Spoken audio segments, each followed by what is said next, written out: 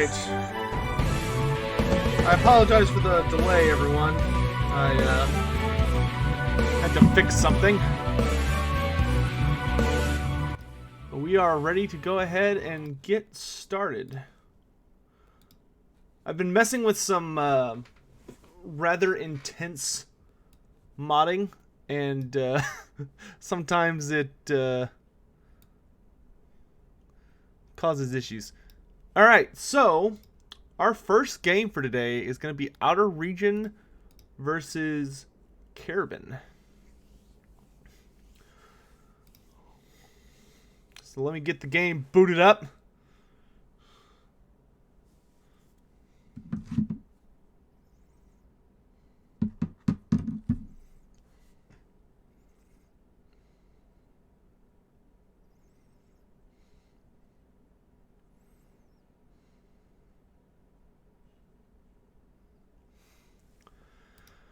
Also, Captain Ruffy, thanks so much for becoming a sponsor here on YouTube, brother. I appreciate your support, and I hope you enjoy the emotes and all that jazz.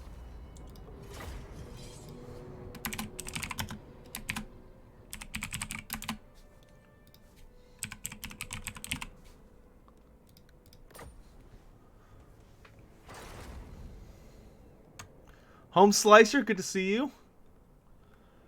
Alright. Let me message everyone.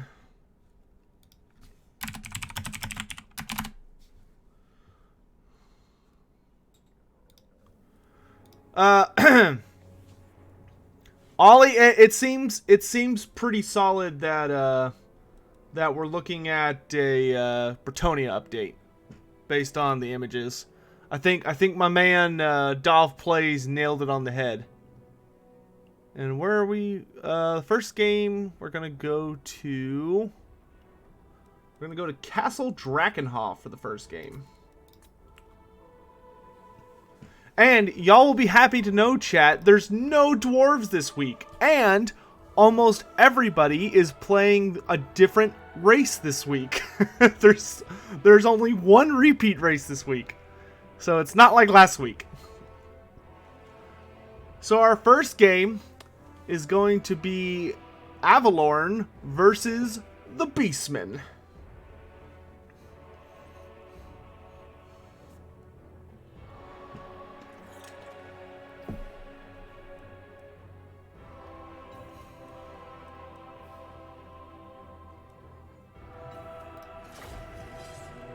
Yeah, Dosick, I feel like a lot of people probably brought an anti-dwarf build, and now there's no dwarves.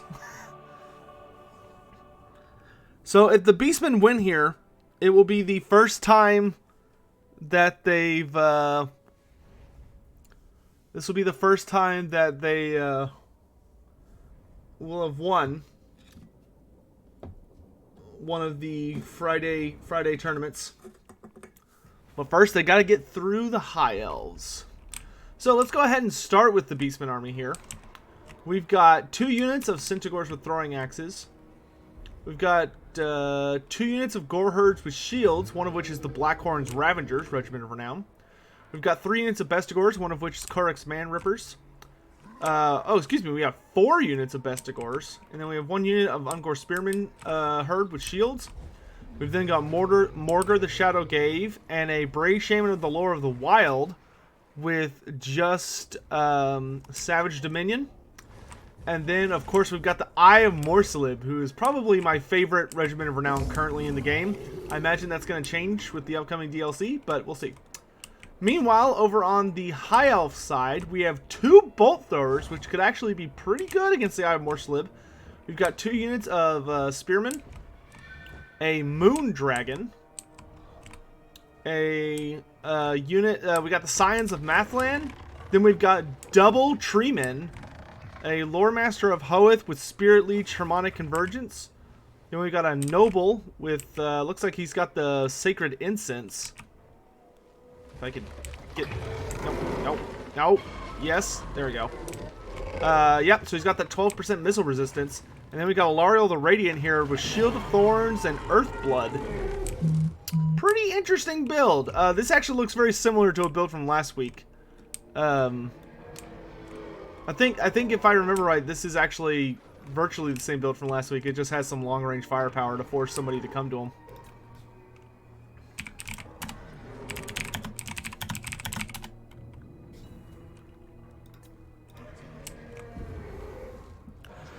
Alright, and I apologize if I may have to, like, silence myself a lot today. I've got, like, a really... just because of the weather here right now, I've got, like, really bad drainage from, like, just mucus and shit.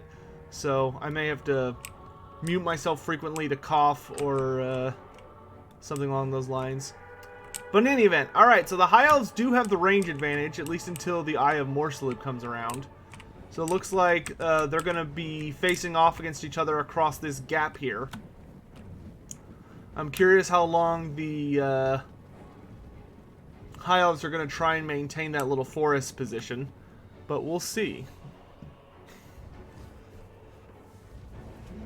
Oh yeah, I'm looking forward to the Chaos Bane stuff. I've got some exciting news in regards to Chaos Bane coming up, but I can't talk about it yet. That's all I can say. Alright, we've got the first Summon Cygor up. And now we've got a full-on artillery battle going down. And the dragon takes a boulder right to the chest and actually does a pretty okay amount of damage. These bolt throwers should be able to mow down that Cygor pretty freaking quick. But they're going to have to be careful because the Eye of Morsalib is very accurate. Ready the artillery! So the artillery battle has begun in earnest.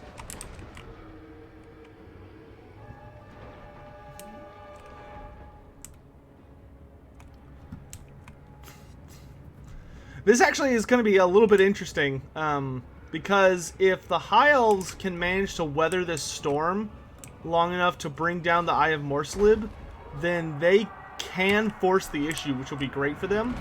Here we do see the dragon does get a catch on these Centaurs and takes down 4 of them, rather pretty close to instantly. But those Centaurs are trying really hard to find an opening here. The Eye of Morsalib is doing damage to the bolt throwers, but he doesn't seem to do that great at destroying actual artillery pieces. Because he's hit that one piece a number of times now and hasn't managed to bring it down. Oh, really nice charge here by the Centaurs with throwing axes. Managing to do a fair amount of damage to the crew, though it looks like they're probably going to lose somewhere between 4 to... about 4 Centaurs. Yeah, see, I mean, that bolt thrower is still up, and it's been hit by like 5 or 6 boulders by now. Spearmen are doing their best to keep the Centaurs back, which is gonna be very tricky. The amount, because he's having to micro a lot harder than the Beastmen are to an extent, because he's having to make sure the Spearmen stay in position while also keeping the dragon somewhere vaguely in position. Though there is some interesting counterplay here in that the Centaurs have to keep an eye on the dragon. It looks like he's going to catch another... Ooh, really nice charge there. Catching of another 3... Looks like maybe 4 Centaurs. The Centaurs do need to keep an eye on the dragon. They can't afford to just ignore him. Because if they do, he could just fly back here and just start breathing fire on people. They do get another catch here on this bolt thrower, but the dragon lands among them again. And once again is causing... He's killing off models, but he's not doing a lot of... But obviously he's not doing a lot of like overall health damage. But the first of the summoned Cygors is dead. The bolt thrower crews are trying to maneuver forwards, and it looks like one of the engines has been abandoned due to the lack of crew being able to operate it. I think that's the first time I've ever seen that happen. This piece is still up and running, but there's not enough bolt thrower crew to actually man it, so they've just abandoned it. Alright, looks like they are now focusing their fire on the Eye of Morsalib, but oh, it looks like they're actually not focusing the Eye of Morsalib. They're going after the Beastmen instead. If I were the High Elf player, I would probably switch my focus onto the Korux Man Rippers, because that's the most threatening unit to his army. And honestly, the Eye of Morsalib's almost out of ammo, so he's not going to be that threatening to this super pack that's going to come out of the woods in a little bit. So if I were him, I'd probably just scoot forward and focus on that anti-large armor piercing, but we'll have to see what happens. In any event, the Centaurs do finally get the juiciest of charges into the bolt throwers. They break one bolt thrower, the other is wavering, and they're doing a really good job of doing a ton of damage to this dragon as they're just running around. Both bolt thrower crews have broken, so the High Elves are going to have to go on the attack now, seeing as their war machines are down. And the Beastmen are also looking like they're moving forward into the true fray of the battle, because they also do need to be attacking. Which, if the Eye of Morslib ain't throwing boulders, then they need to be moving closer. In any event, the High Elf Super Pack looks like they're heading out for the main army. The Moondragon does actually get a really nice catch on this unit here, bringing them down to about half health. But here we do see that the second summoned Cygor has arrived onto the battlefield. Not sure how the High Elves are going to deal with this situation. I mean, there is a ton of firepower. Still, I mean, the Beastmen army is in still great shape. Meanwhile, the High Elf army, although, I mean, all they did was kill a summoned unit, you know? I think Kerbanagian, there we go. I think he just got a little too distracted by the summoned Cygor being in range, because he pretty much unleashed all of his ammo into the summoned Cygor. So he hasn't actually done any barely any damage to this actual army. Which is just like, ooh, woof. But in any event, the, goodness, I'm getting a lot of text all of a sudden. Oh, it's my brother. But, here we do see that the, High Elves have basically, oh, beautiful dodge here by Outer Region. That was an absolutely gorgeous dodge. That was a perfect position for a Fire Breath, and he just scooted out of range at the last second brilliantly.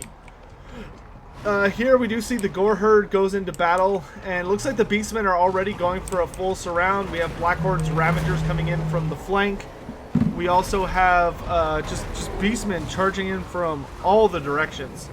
And this is basically just going to be a slog. Of course, Alariel is really well designed to excel in this scenario, but that's so many Beastmen to cut through. And they've got all sorts of nastiness. I mean, the Chaos Spawn are going to be doing, I mean, there's going to be at least 2 units of Chaos Spawn that are going to show up and fight to the death.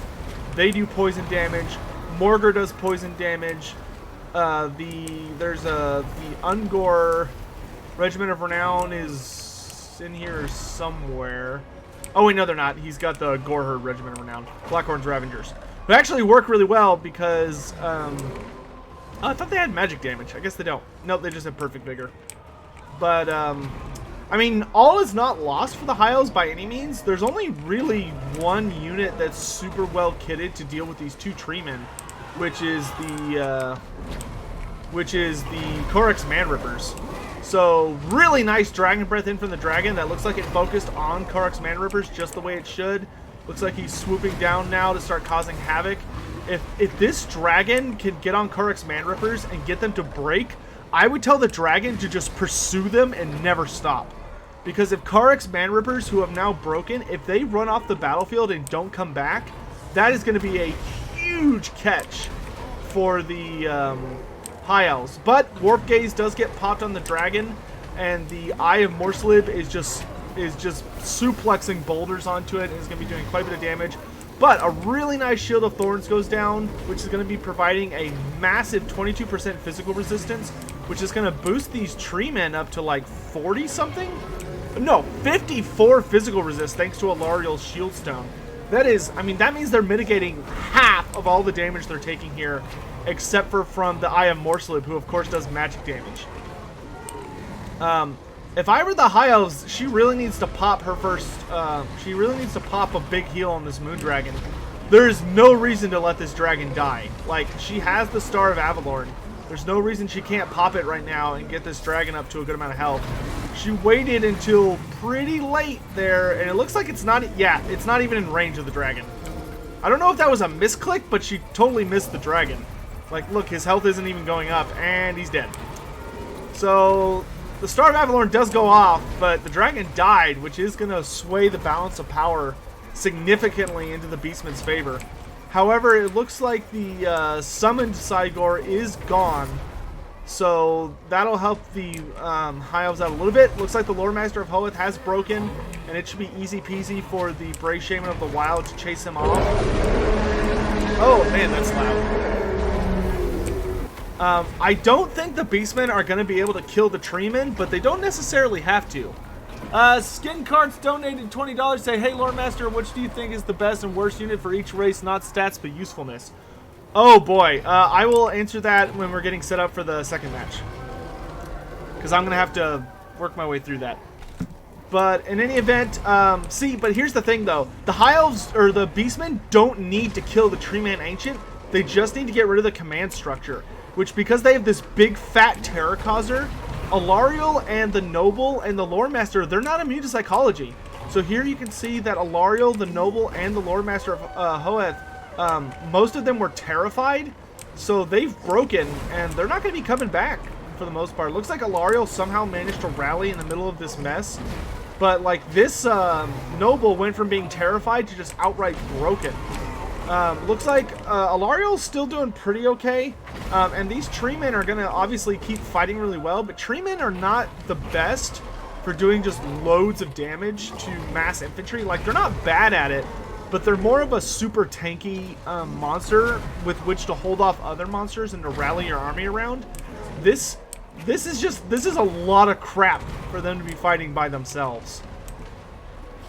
And it looks like the Beastmen are starting to filter out so they can start cycle charging, which is a good idea because Beastmen do have a really high charge bonus, especially when they have Bestial Rampage active, or Primal Fury, so he needs to be taking advantage of that. He just needs to be cycling his troops in and out to get that charge bonus to allow him to do lots of bonus damage. Or, you know, especially with like allowing this Noble to squeeze his way out so that he can charge his way back in. I really don't think the High Elves are going to be able to turn this back in their favor.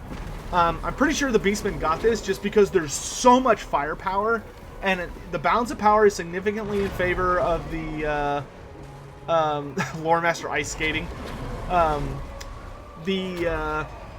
Like, you have magical damage coming in from the Eye of Morslib, so he's going to be able to gradually wear down these Treemen. And the moment Alariel breaks, and the Beastmen are able to chase her off, I really think that's going to be game. But I don't know, it could be the Treemen might be able to turn things into favor. If I were the Treemen, I'd probably focus on trying to kill Morgar, because, you know, he's a significant piece of what's holding the Beastmen army together. But the Beastmen also do need to bring this Brave Shaman on this Chariot back, because it does such a large amount of damage that's armor piercing, and use it to hammer things. So let me go ahead and start answering that question, since we've got a bit. So, best and worst... Thank you for the donation, by the way. Best and worst unit for each faction. For Lizardmen, I think the best unit for the Lizardmen is... I think the best unit, like, as far as I always take them and think they have really good value, are Skink Cohorts with Javelins. It is such a cheap unit that gives you really good poison damage, really good missile damage against low armored targets, and their value in a battle is pretty much endless. There is no scenario in which they are not helpful. I mean, even against heavily armored infantry like Chaos, you can just use them to chase off fleeing units that get terrified, and they just give you so much value. I think the worst unit for the Lizardmen is... I think the worst unit are Feral Cold Ones. There's just not enough models to make them worth it in most matchups. And because they have so few models, it means they have a really low health pool, so they rampage really quick. Granted, they're hilariously cheap, but it's almost impossible to use them efficiently. Like they tend to get bullied and wiped out pretty quick.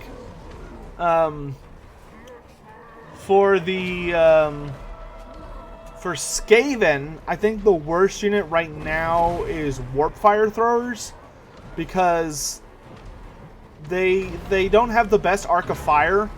You know, they have Flamethrower Arc of Fire, but they're also very, very vulnerable to missile fire, and they're also very, very short range. So, like, Iron Drakes also have short range, but because they have such high armor, and like interesting, like high leadership, high armor, and all that other stuff, they can kind of make that situation work. Or Iron Drakes actually work really well because they can handle enemy missile fire and start mowing people down. Warp Fire Throwers don't have that ability, so unless they got the ability to shoot enemy units or friendly units to get into enemy units, or at least hopefully in the DLC the Skaven roster gets a lot more ranged options, because I think Warp Fire Throwers could work really well if they had long-range ranged units to cover them. But I think for the way the Skaven currently are, they're easily the worst unit. The best unit in the Skaven roster, in my opinion, is I would say, I'd probably say Warp Lightning Cannons. I think they just have ridiculous value. Warp Lightning Cannons are hilariously accurate, have a reasonably high rate of fire, and there is the only thing in the game that they don't like completely obliterate is like Mazda Mundi on foot if he has his banner, and Sartorial, because Sartorial has like 60% missile resistance and 25% magic resistance.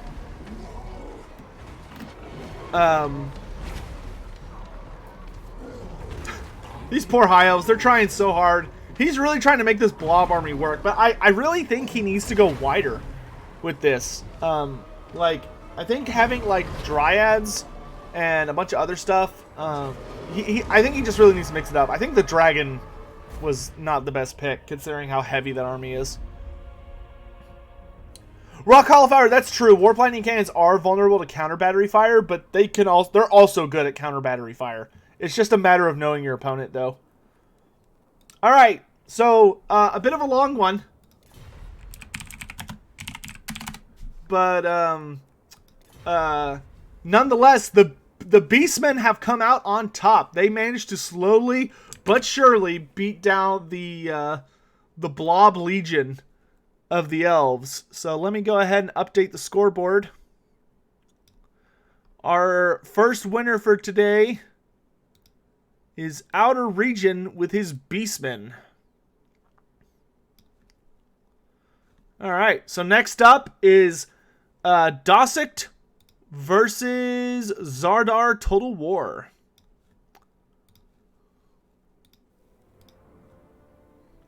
And I'm going to update the map. We are going to...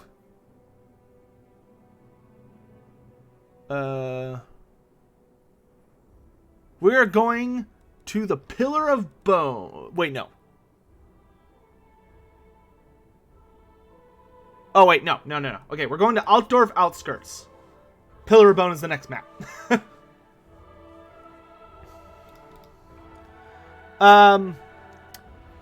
Noah, I think it's Bretonia, based on the fact that there's a Grail in the picture. That's my only thought that I've given on it. I'll make a video about it later.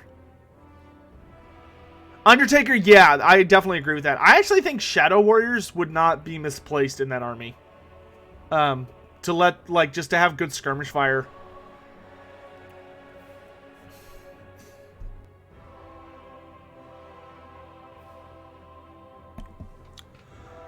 Oh, man.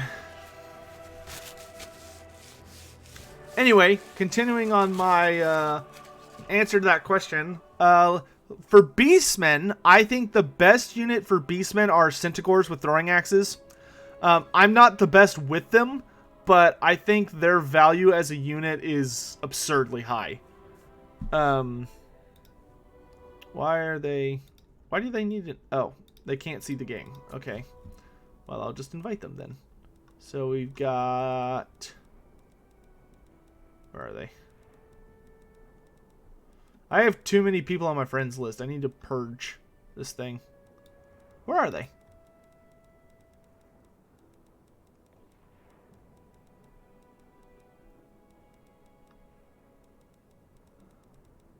Zardar. There's Dosict. Now, where is Zardar? He might have changed his name again. Scion. Shetland. Hashit's champion. I don't see Zardar.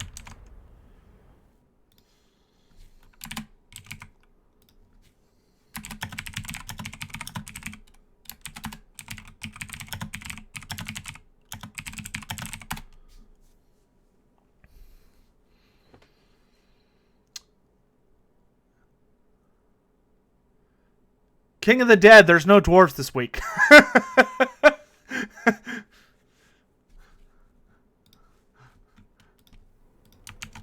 I think everybody knew everyone was going to be trying to counter dwarves, so nobody brought dwarves. That's the way it goes! Alright, so I just added into my friends list, so let me find him. This should be alphabetical. Why is this not alphabetical? Zardar. And we've got Norsca versus Greenskins.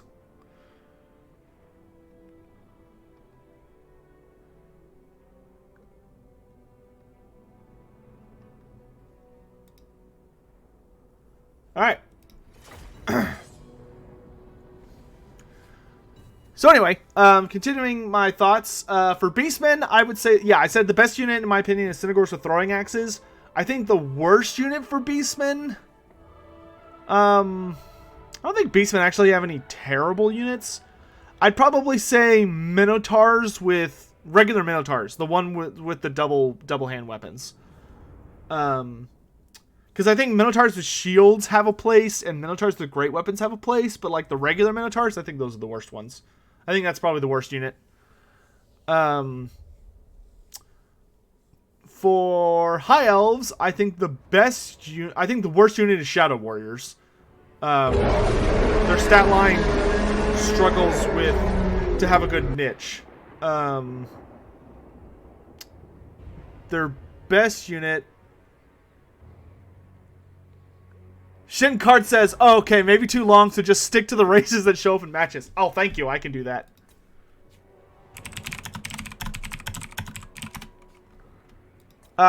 Quickly, let's go over the rosters before I... Okay, that works better. Thank you for making that more reasonable. Alright, so for Norsca today, we've got, looks like, 3 units of Marauders. 1 unit of Marauder Champions. We got the Brutes of the Hound. Some Marauder Berserkers of Khorne. 2 units of Marauder Hunters with Javelins. We've got Wulfric the Wanderer on foot with all of his little toys. We've got a Shaman Sorcerer of Death on foot with Spirit Leech and Fate of Buna. We've got... I saw another hero. Where'd he go? Ah, there we go. We got a Skinwolf Werekin with... looks like he's got his all of his abilities. Then we've got a unit of Norscan Ice Wolves being supported by some Skin Wolves. Not a bad combo. Then we've got a Feral Mammoth, which are, of course, pretty popular nowadays, which is awesome to see. I'm glad they finally figured out how to make Mammoths competitive. Then we've also got a 1 unit of Fimir Warriors to provide some nice magic damage and armor sundering. Meanwhile, over on the Greenskin side of things, we've got a ton of crap. Oh, lads, it's the boss. It's the Warlord. We've got Skarsnik. Skarsnik himself has come to the battlefield. Looks like he's totally naked except for having Wah. Meanwhile, we've got a Goblin Shaman here with Vindictive Glare and Itchy Nuisance. Then we've got just a ton of crap. We've got, looks like 2 units of normal goblins with looks like the 8 Peak Loonies in the center, which are the Regiment of Renown with Fanatics. Then we've got 2 units of Black Orcs, 2 units of Savage Orcs on the flanks. We've got Nasty Skulkers in the center defending Skarsnik. 2 units of Orc Error Boys. 1 unit, we got the Rusty Errors, the Broken Tusks mob. Another unit of Orc Boar Boy Biggins, and then we've got Morgrub's Mangy Marauders. And then way off in the back there, we've got a unit of Forest Goblin Spider Riders, 2 units of Forest Goblin Spider Riders. So there is a ton of Greenskins, and not that many Norskins. So the Norskins, the priority for the Norskins is definitely going to be to get these shooting units offline as quickly as possible. And also to...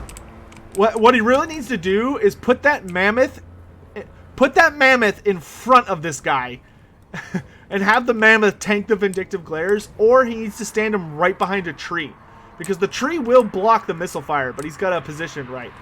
All right, here we have the initial charges going in. The Marauders will obviously chew through almost all of the goblins very easily. Looks like Dosick didn't quite get off the good charges. Looks like he was kind of angling a little awkward where the Greenskins took the shorter path.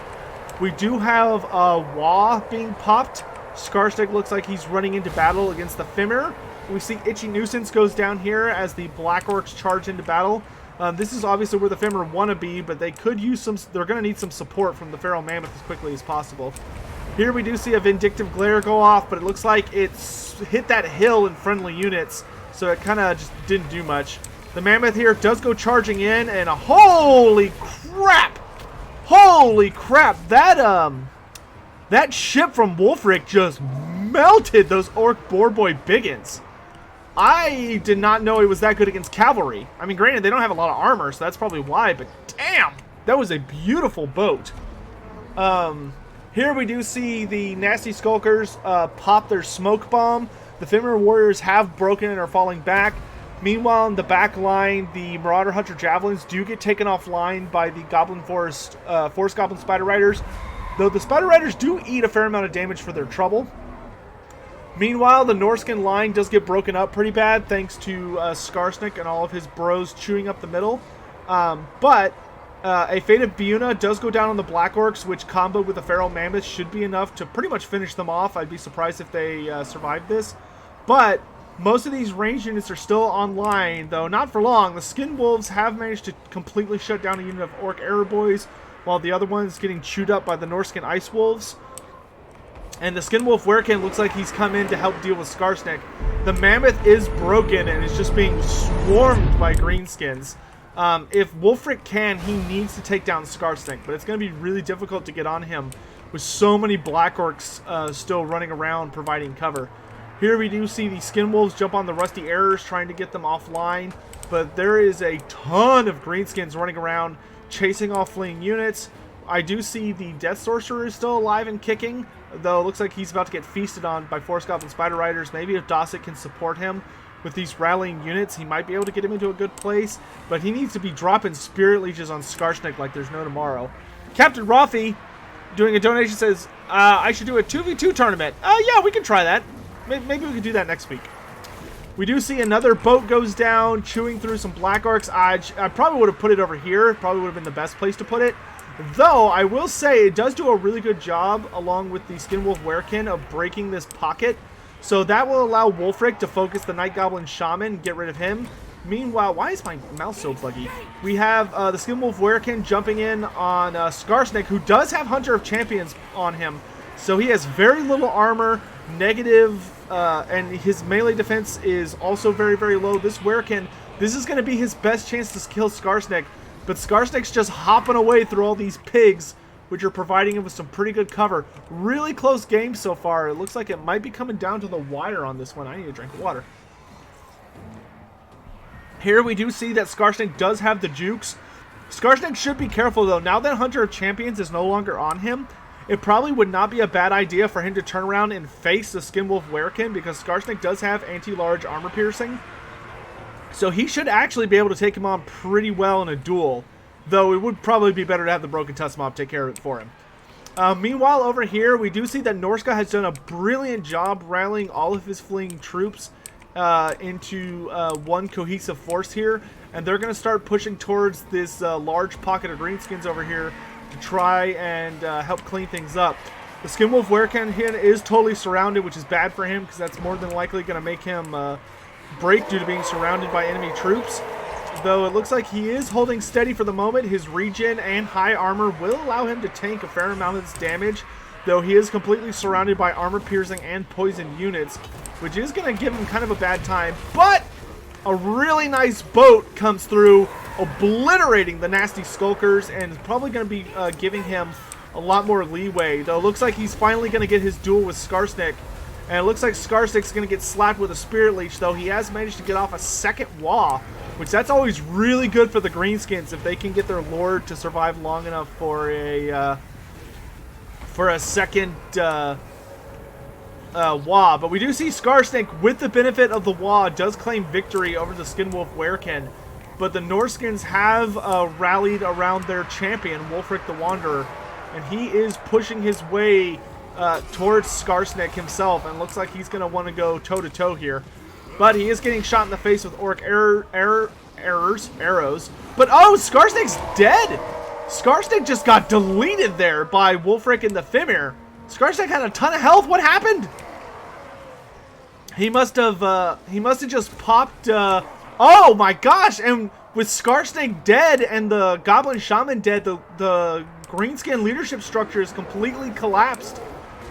Hunter of Champions must have been popped at the last second there. And with the Greenskin leadership down and the Norscan leadership still completely around in reasonable health, that's going to be game. Army losses does start to kick in. Only thing left standing that's of any consequence is the Black Orcs, and they shatter. And that is crazy. I cannot believe it. Wow, great job, Dosick. He actually managed to snatch victory there from the jaws of the Greenskins. Skarsnik was doing pretty well health-wise, but man, those boats did so much damage. It, like, obliterated a Black Orc board Biggin unit, obliterated the Nasty Skulkers, and just did a ton of damage to the Greenskin front line. Really, really well played to Dosick there with quite a comeback victory over Zardar. Great job, Dosick. Somebody has definitely improved.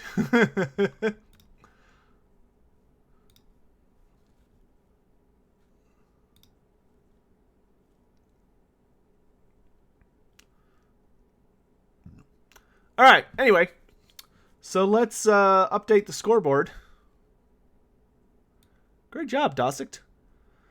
So we've got, ooh, that's going to be a fun semifinals. Beastmen versus Norsca. So Dosick is on to the semis.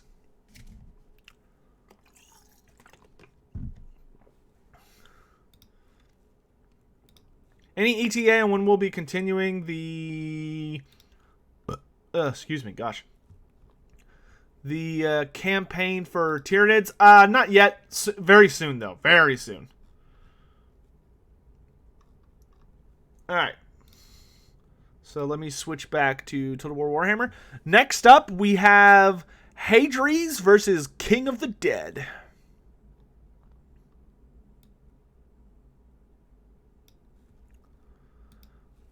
Well played game by both guys there.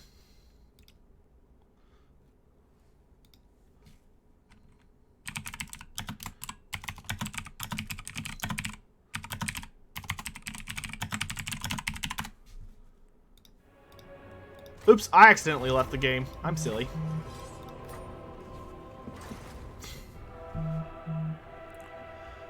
Though, props to Zardar for bringing Skarsnik. Skarsnik is so hard to play with.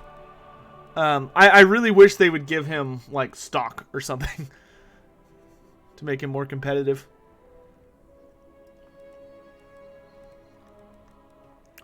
Alright, so next we're going to Iron Sand Desert.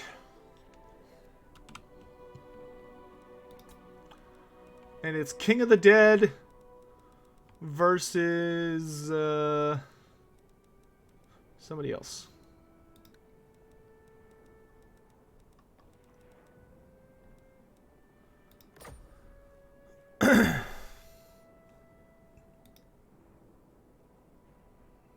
Was it Hadres? Yes, it was Hadres.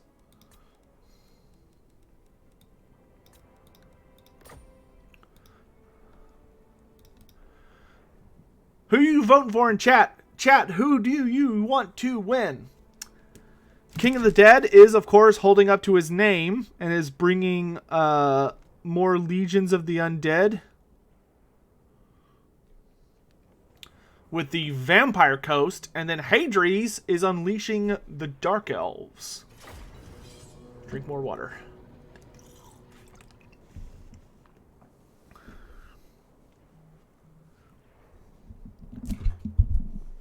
Oh, and I guess holding to that donation earlier, I think for the Greenskins, I think the best unit is, I think the best unit in the Greenskin army is...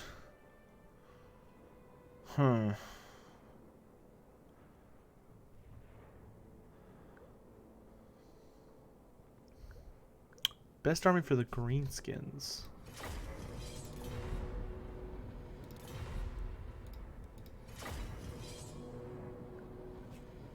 I'd probably say either Nasty Skulkers or probably Forest Goblin Spider Riders.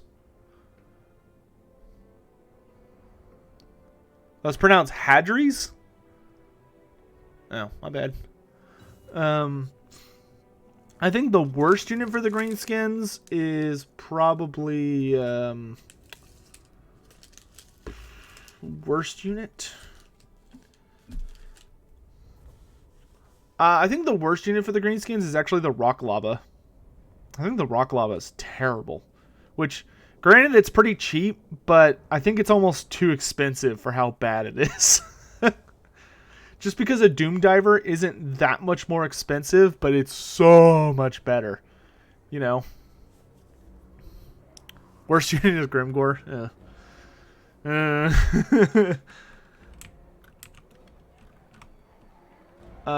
Alright, so for the Vampire Coast, oh shit. King of the Dead has brought Queen Bess. We've got Queen Bess. We've got a Carronade. We've got Count Noctilus with his usual kit. I really would not be upset if in the upcoming patch they nerfed Noctilus a little bit. I hate how good he is. Not that I think he's overpowered, but I hate how good he is compared to the other lords. I really wish they would nerf him a bit. He's a little too ridiculous in my opinion. Either that or make him more expensive, one of the two. For the front line, looks like we've got 5 units of zombie pirate deckhand mobs, one of which is the Tide of Skjold. Then we've got 4 units of bombers. Man, King of the Dead is really into bombers this week. We got 3 units of zombie pirate deckhand mobs with polearms. Then we've got the Regiment of Renown, the Lamprey's Revenge, which is pretty awesome. I haven't seen these guys too much. I'm assuming their shotguns got upgraded along with the shotgun infantry unit. That might not be the case, but if so, that would actually make them more competitive. And then, of course, we have 2 units of Scurvy Dogs. 3 units of Scurvy Dogs. Meanwhile, on the Dark Elf sides, we've got the Witch King, Malekith himself, who we actually have not seen in this tournament very much, if at all, actually. I don't even remember the last time we saw Malekith. I didn't know he had physical resistance. Huh. Anyway, so it looks like he's got both Destroyer and the Circlet of Iron, which the Circlet of Iron could actually be pretty helpful against Noctilus, because it really increases the odds of him miscasting and doing damage to himself whenever he casts.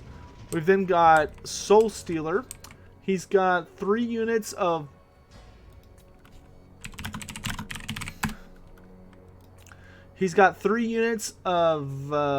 Blackheart Corsairs with hand bows.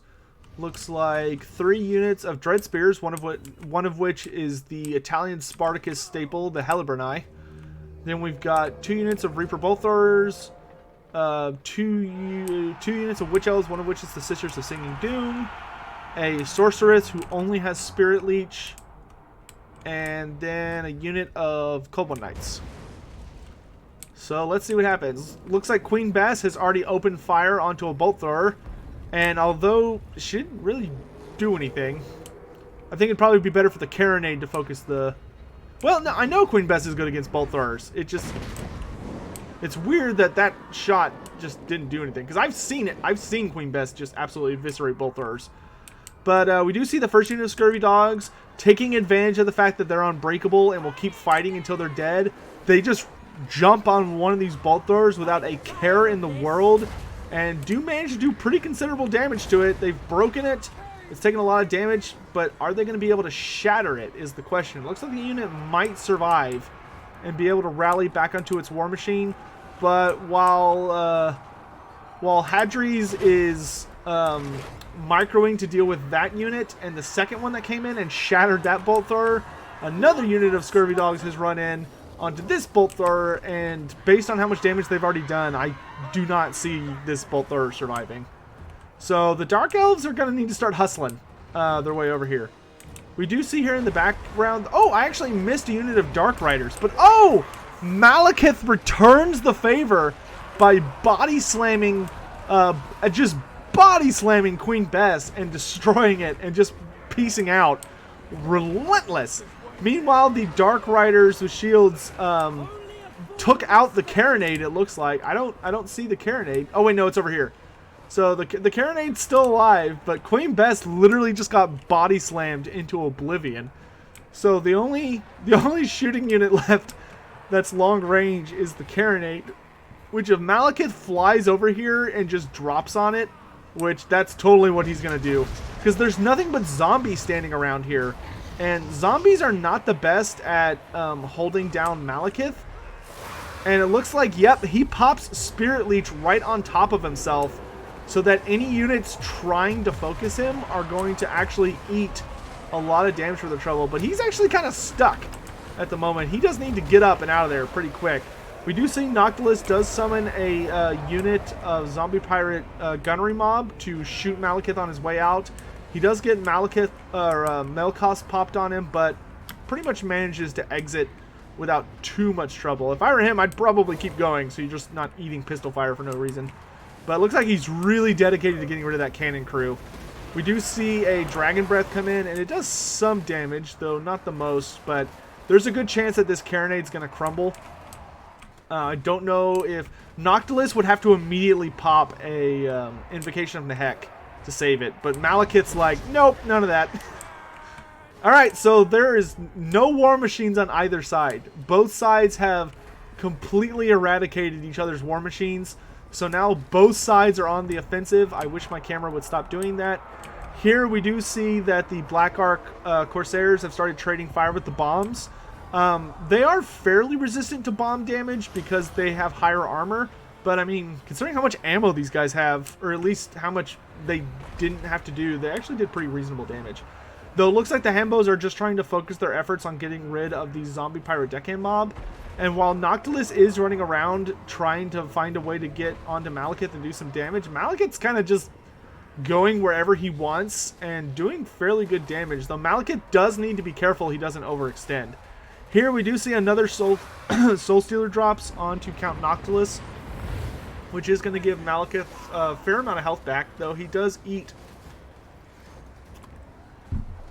a fair amount of missile fire.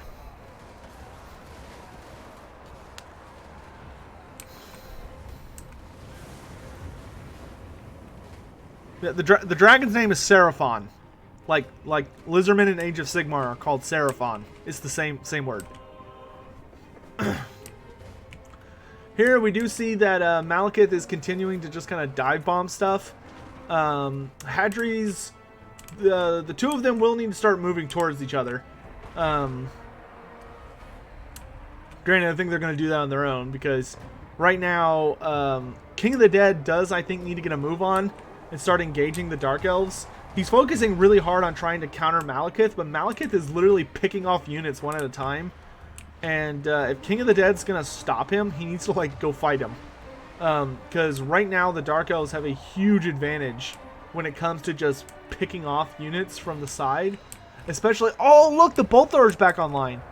So now Hadri's doesn't even have to get involved. He can just sit in the back and wait for his Bolt Thrower to keep mowing people down. I am amazed they didn't shatter from that earlier engagement. It looks like they're focusing their fire into the Lamprey's Revenge now, who do have regen, so they'll be able to sustain this fire pretty easily without hurting themselves. I almost wonder if Count Noctilus would be a better target.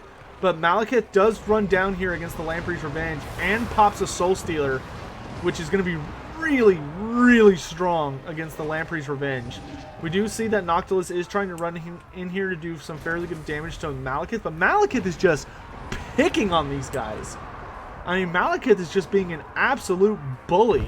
And the Lamprey's Revenge are down to about half health. A Spirit Leech gets popped on them, which because there's only 9 unit models, Spirit Leech is going to be grossly effective. We do see an Overcast Invocation of Nehek go down, but that's going to be able to mitigate the damage. I don't know if it's going to be enough to outright reverse it. The unit, of course, does have regeneration, so they should be able to heal back up to full in pretty quick effect. And that was actually a pretty good, that was actually a very good Overcast Invocation of Nehek, because it did allow Noctilus to get back up to full health. But it looks like Malekith's once again looking to be a bully, and he just plops down on top of Noctilus. Which Noctilus didn't look really braced, but he just sort of ignored that charge. He didn't seem all that concerned. Malekith does pop Stand Your Ground for the Sisters of Singing Doom, who have, of course, aggroed all these units. They haven't done enough damage to Noctilus for him to really give a shit about being rampaged, it seems. But, oh, those bombs are going to do a ton of damage to the Witch Elves. And it does allow Noctilus to kind of squeeze his way out of the engagement. Bolt throwers are continuing to fire in against the Lamprey's Revenge, who are completely caught up in the battle now. And we do see Noctilus summoning his Harry Potter Death Eater Storm, which of course is pretty laser sniping. And it does a fair amount of damage to Malekith, but knowing Malekith, he probably has just one more Soul Stealer left in him. Though he has used at least one Spirit Leech. If he uses any more Spirit Leeches, I think he might be out of Soul Stealers. But if he could, another Spirit Leech on the Lamprey's Revenge probably would not be bad. Here we do see that despite the fact that the Dark Elves have been able to dictate the pace of the battle and have been very, very aggressive, those bombs are actually doing a ton of work all over the battlefield and actually managed to break the center line of the Dark Elves and force them back. And it also allowed them to take the left flank, even against these Cold One Spear Riders, it looks like, or Cold One Knights. Meanwhile, we do see that Malekith is continuing to just sort of dive down on top of people's heads and bop them. But if I were him, I'd probably focus on getting rid of the Lamprey's Revenge right now, just to get another high-tier unit off the field. And then he should probably focus the rest of the time on popping the bomb units. I would just ignore Noctilus until the very end. Like, you don't really need to worry about Noctilus with this sort of build when you have this sort of firepower. Especially, Malekith should have another Fire Breath coming up soon. So if he's careful, he should be able to take advantage of that. Here we do see the Tide of Skuld. Looks like they're pretty much on death's door, but a really nice wave of bombs comes in, doing a ton of damage to these Black Orc Corsairs and Dread Spears. We do see another Invocation of Nehek gets dropped on the Lamprey's Revenge, and they are nearly to full health. But Malekith does dive down and starts taking them to task, and he's going to do a ton of damage despite their high armor. Just, you know, that's what happens when you're a big scary Dragon Lord. We do see the Bolt Throwers out of ammo, though, so the rest of the fight, the Dark Elves are going to kind of have to, like, get down and dirty and get their hands greasy. But Malekith looks like he is starting to take a fair amount of damage thanks to the combination of the bombs, Noctilus, and the Lamprey's Revenge. If I were Malekith, I would get the hell out of here and just stay away from Noctilus. Noctilus is really one of the only things left on the field that's a true threat, other than all of these bombs, really. We do see that these bombs do a really good job of, once again, completely cleaning up the right flank. These bombs are fucking insane! Like, I mean, the Dark Elves did really well for most of this fight. Like, picked the engagements, managed to win the counter battery duel, and shut off a lot of the Vampire Coast's materials. And they even got Noctilus pretty much up to his healing cap, but these bombs have literally just obliterated every single place where the Dark Elves started to build up, like, a formidable line. And yeah, looks like this Sorceress is about to break. These bombs are going to keep hitting Malekith in the rear, along with Noctilus, and that's going to be game. So the bomb spam actually worked really, really well. Just doing a ton of damage, wiping out all of the Dark Elf infantry. Noctilus, of course, is pretty resistant to bullying, and that's game.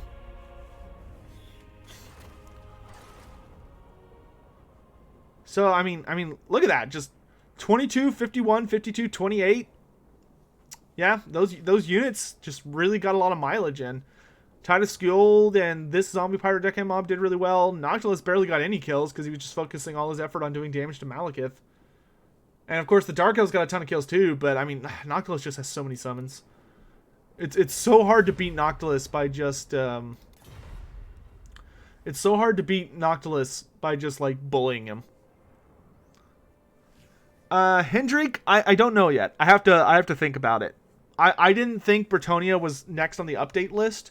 I thought Bretonia was gonna be like after Empire and Greenskins. So I literally have not dedicated any thought to it whatsoever. I'll probably make a video about that later. All right, so King of the Dead has claimed victory with his somewhat unorthodox build. Really well played though. And for the last game today, poof, we've got Megafish versus Gobbo Slayer. And we're going to be heading off to the Pillar of Bone.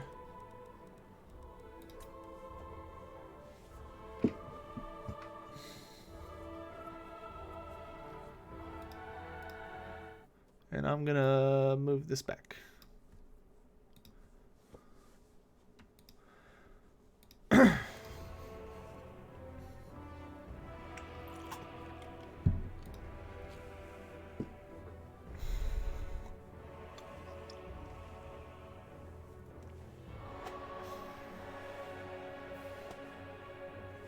Alright, and so for today's final game, we've got more Beastmen, but this time they're up against the Lizardmen.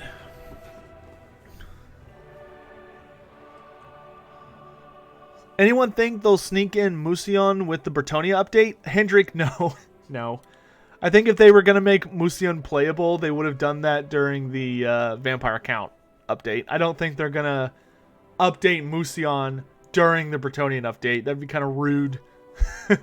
Seeing as the Vampire Count's just got an update.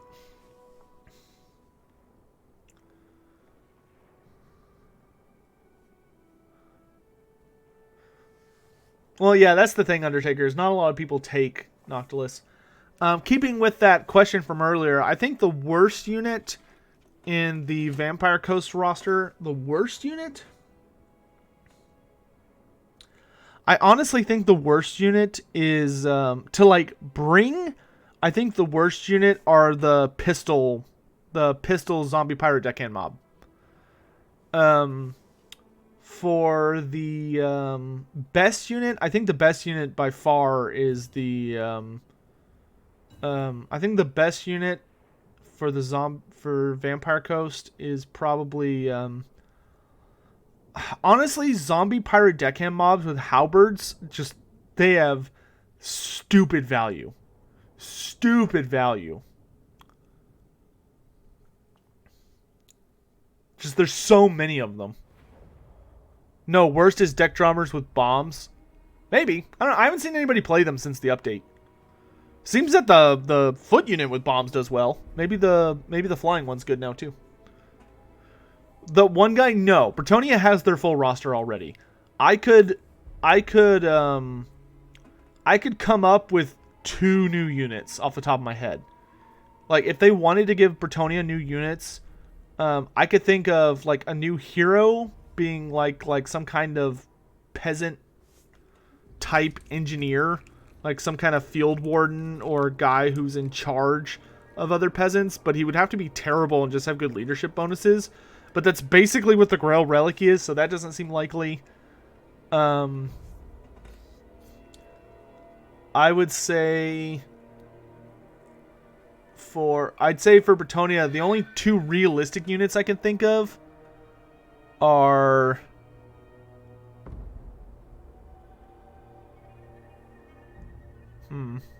probably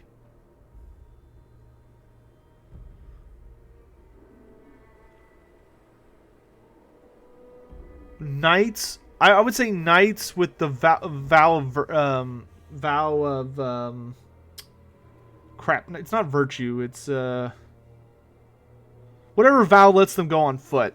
So kind of like an elite infantry unit that's like a small, that's like a small, kind of like Aspiring Champions, but more like a fighty version that's on foot. Or I could see the Faceless, which the Faceless were a career that you could run from the roleplay as Bretonia if you were playing a Bretonian, and the Faceless were essentially Robin Hood characters. They were peasants that kind of grew disillusioned with how badly they were treated by nobles. And so what they would do is, the reason they were called Faceless is because they wore these really big hoods that hid their faces, and they literally were Robin Hood and all of his merry men. They would run around going after wealthy Bretonnian nobles who were like dicks to the peasantry and didn't follow the laws of chivalry. They'd go after them and steal from them to give back to the peasants. And the Bretonnian nobility fucking hated them.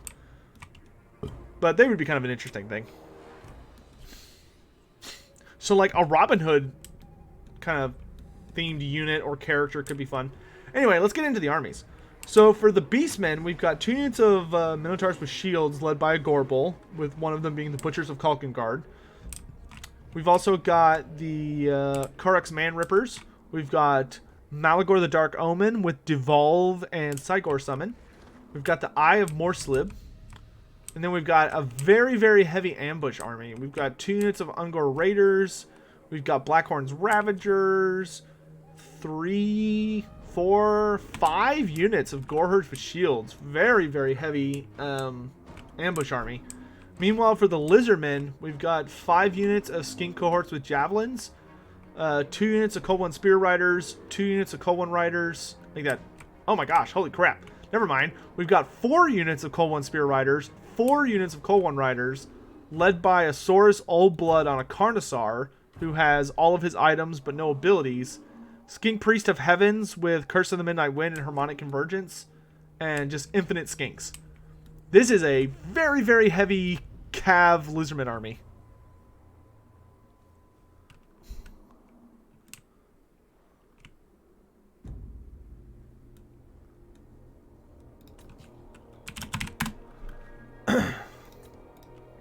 I need to put a message in the Discord for people not to wait for me, because they keep doing that. It's like, no, just go. Alright, so this is going to get fast and furious real quick, because funny enough, the Beastmen, yeah, they're an ambush army, but because they're behind the Lizardmen may be able to literally just outrun them.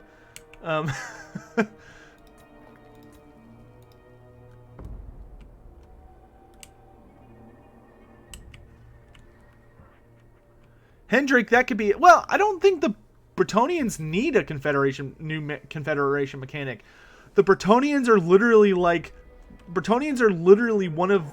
Besides Norsca, Bretonnians are the only other race in the game that has a built-in Confederation mechanic. And here we're off. None of these Goreherds have stock, so the Lizardmen were able to see them literally instantly. And these Cold Ones are going to absolutely obliterate almost all of these Beastmen. Yeah, this Beastman backline is gonna get pretty fucked. I don't have a different way to say it. There's just so much cav. The rest of the Beastman army is going to need to haul ass to get over here to help out. We do see the Eye of Morslib is already throwing boulders at Skinks. If I were him, I'd probably move up and start throwing boulders at the Cold Ones, because if he when and if he hits, he'll actually do a lot of damage. Here we actually do see that the 2 Goreherds that stuck together instead of being the 2 that split up are actually doing okay. But that's just because they haven't been surrounded. If the Cold Ones actually take time to like go all the way around and charge from every direction, like don't be impatient, just go all the way around. And if they charge from all directions, these guys will die in 2 milliseconds. Here we do see that the Ungor Raiders are starting to trade with the Skinks, and the Skinks are definitely going to win this engagement. Skinks have shields, and their missile damage is higher, and it's poison. Like it's just bad. But that being said, the Skinks just got barrel rolled pretty hard. So we do see the Butchers of Kalkengrad and those other Minotaurs doing a great job there. Here we see that the Saurus Old Blood actually takes a boulder to the face. He does pop the Horn of Kygor though, so he can bully the Butchers of Kalkengrad. Oh, and a Curse of the Midnight Wind comboed with the Horn of Kygor is actually very deadly. They need to run for their lives until this spell wears off. because that is just very dangerous. Here we do see that the Gorbel is dueling against the Source Old Blood, but Curse of the Midnight Wind is still active. Okay, now it's off. Here we do see the Gorbel was actually doing okay in that engagement until he fell over and got a bunch of javelins in the butt. But the Eye of Morslib actually misses both shots and friendly fires. He killed a Butcher of Kalkengard with the first shot, and then he hits the Gorbel in the back with the second shot. Oh, this is not looking good for the Beastmen. This is not looking good. We do see that it looks like the Eye of Morslib is it has popped Warp Gaze on these Cold One Spear Riders. It looks like it's trying to they're trying to get over there to protect it. But almost certainly these guys are just going to run away as soon as the player notices. We do see that there are boulders coming in on the... wow, that did a ton of damage to that Source Old Blood. Whew! We do see boulders are coming in on the Cold One Riders, and those will do a ton of damage. Especially when they're all, like, bunched up like this. Like, they need to scatter. Scatter! Malagor does need to be careful that this Old Blood doesn't turn around and just start wailing on him. But, I mean, those boulders are killing 3 or 4 guys every shot. It's just... the Beastmen back line looks like it has rallied, so they need to start getting hustling towards the center. The only thing left are Cygors, which, I mean, they're throwing boulders at this Old Blood. I don't know if that's the best plan. It seems like it'd be better to focus infantry because you're almost, or these cav units, because you're like guaranteed to hit something. See that? He just fucking hit a tree. And there are just so many cold ones. There's so many cold ones.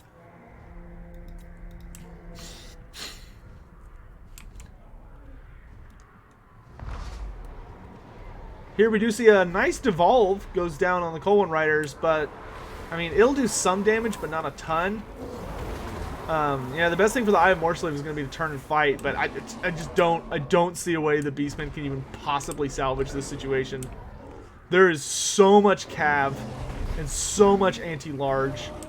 Like maybe the Eye of Morslib can hold out for just a little bit for these Korax Man Rippers to get in some really good damage, but like he's not going to be able to push through this. Well, I say that, but there it goes. If Malagor could drop a really fat devolve over here, I think they could actually get some good mileage out of it. But I mean, there's still a Skink Priest just flying around who's going to be able to just keep dropping Harmonic Convergences and other crap. We do see that Korax Man Rippers are actually a good counter to these Lizardmen when they're rampaging, because they can get them caught up in a fight and just beat them to death. But with Cold-Blooded on the field, 2 Cold-Bloodeds on the field, they will be able to just kind of use it and get them out of there. Eye of Morslib should be able to win this engagement just because he's really big and Cold Ones don't have the best melee stats. He should be able to stomp these guys to death without overexerting himself, especially since he causes terror. We do see Korax Man Rippers are forming up to try and block from this charge, but they are eating a couple spears. Meanwhile, the rest of the battlefield is completely dominated by the Lizardmen. That Gorbel has rallied. I mean, I don't know if there's really a point bringing him back. It'd probably be better to hide him at this point, just so he's providing a passive leadership buff on the field. We do see that Malagor here actually manages to get a fair amount of kills just wailing on skinks. But unfortunately, that Carnosaur has got eyes. He's got the munchies. Oh, he actually misses pretty solidly, but he just immediately goes into the Eye of Morslib and knocks him over. Korax Man Rippers look like they're going to try and take advantage of the situation, but he's just going to kind of waddle away. Meanwhile, the Cold One army is going to continue tearing apart these Beastmen over here.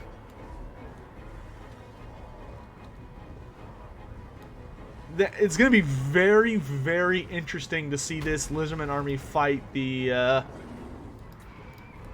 It's going to be very interesting to see this Lizardman army fight the Vampire Coast. I don't see the Lizardmen winning it. But, you know, we'll see what happens. Dude's holding still and he still misses him. Ugh. Yeah, the only way the Beastmen could moderately win this is if they killed... Okay, he threw a boulder and then it just didn't happen. The only way I could possibly see them winning this, though, is if, like, they kill the Old Blood and then the Eye of Morslib somehow is not dead by then and they terror bomb all these guys and get them to run away.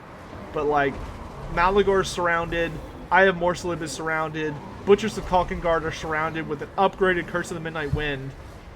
Like, there's just nothing anyone can do in this scenario. This is just bad news bears.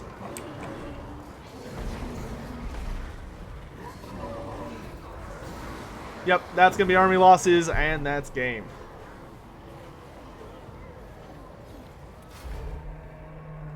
Alright, so we're off to the semis.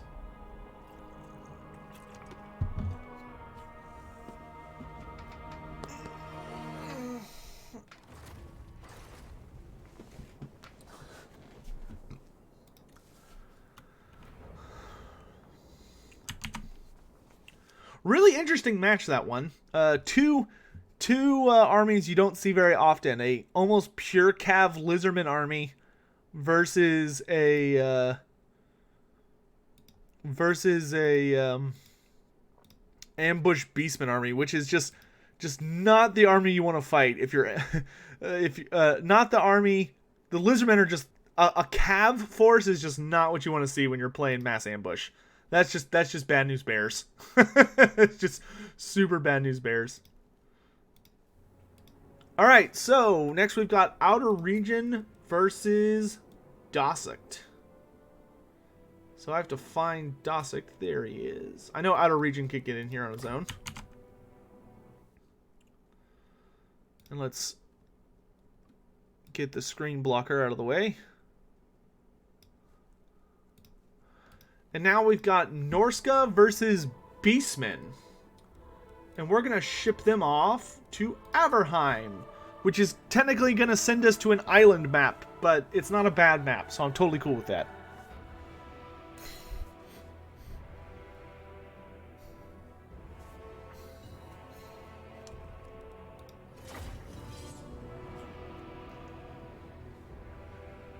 All right, and here we go. Hope you're all doing well today, by the way. Oh, this used to send us to an island map, and now it's sending us to Varg Camp. I swear, picking Averheim as a map literally sends you to a random place. Like, it's literally like pure randomization. Oh no, this is the island. Okay. I guess Varg Camp is just an island. I didn't think it was, but here we are. What's my favorite Tomb King unit? My favorite Tomb King unit would be the Necropolis Knights. I really like the Necropolis Knights. But I also have a thing for the Bone Giant, so. Alright, so just in case anyone here missed the first match, I'll go over the armies again. Over here, led by Outer Region, we've got a Beastman army that is 2 Cyndigors with throwing axes, 4 units of Bestigor Herd, one of which is Kurix Man-Rippers, a single unit of Ungor Spearman Herd with shield, 2 units of Gore Herds with shields, one of which is Blackhorn's Ravagers. We then have Morgur the Shadow Gave leading the army with a Brave Shaman of the Wild on a chariot who has the Cygor summon. And then we've got the Eye of Morsalib, who has been showing up a lot today. Meanwhile, on the Norsca side of things, we've got led by Dossect, who's a moderator here and a member of my Discord community, of course. We've got 3 units of Marauders, 2 units of Marauder Hunters with Javelins. We've got the Brutes of the Hound and a unit of Marauder Champions. We've got a unit of Norscan Ice Wolves supported with Skin Wolves, a unit of Fimir Warriors, a Shaman Sorcerer of Death with Spirit Leech and Fated Biuna, and then a Feral Mammoth along with the general being Wulfric the Wanderer. Averheim must have a Skittergate? Yeah. Oops. Alright, so we're off. The Norskins, if I were them, I would actually move the Marauder Javelins up in front, because they would absolutely butcher these Cyntigors with throwing axes.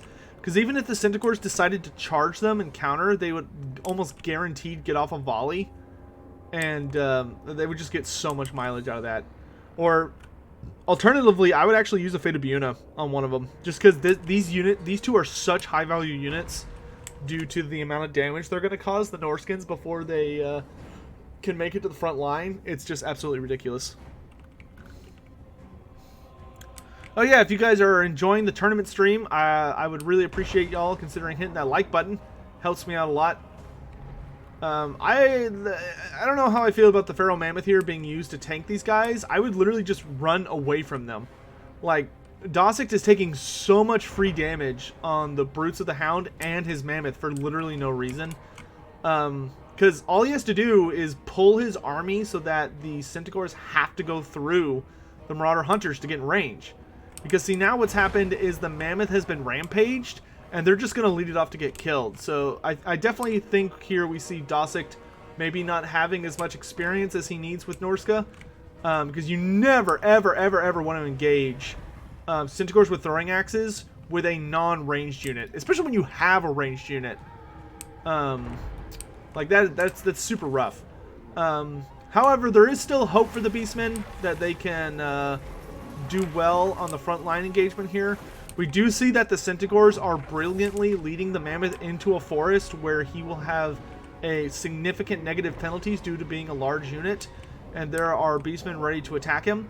He does unrampage, but then he gets hit with another axe in the face and immediately rampages. Though he does actually manage to catch one of the Centaur units while he's in here. But yep, he breaks and Centaur's going to run him down. So that's super rough. The Brutes of the Hound get turned into a unit of Chaos Spawn. That is such good value for Norsca. The front lines here have met. We do see the Fimmer are very low on health.